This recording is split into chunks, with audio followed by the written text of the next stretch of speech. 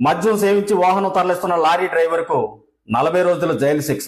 Hi hello అందరికీ నమస్తే, welcome to జయహోరాస్టార్ media. నేను మీ వాసు ఏలేటి.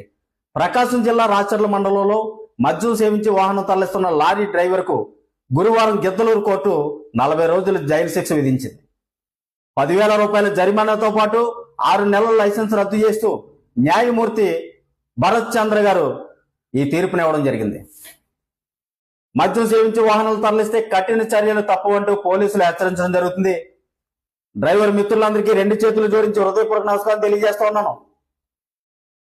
మద్యం సేవించి వాహనం నడపడం ద్వారా మన కుటుంబం రోడ్డును పడుతుంది. మన వాహనం వెళ్ళి ఢీకొనడం ద్వారా అవతల కుటుంబాలు రోడ్డును పడతాయి. మన కుటుంబాలను కాపాడుతూ అవతల కుటుంబాలను కూడా కాపాడండి. మద్యం సేవించి వాహనాలు ఎవరు కూడా నడపొద్దు. దయచేసి ప్రతి ఒక్కరు గమనించండి. 40 రోజులు జైలు శిక్ష, 10,000 రూపాయల జరిమానా, 6 నెలల లైసెన్స్ రద్దు చేస్తే మన కుటుంబాలు ఎలా బ్రతకాలి ఆలోచించండి.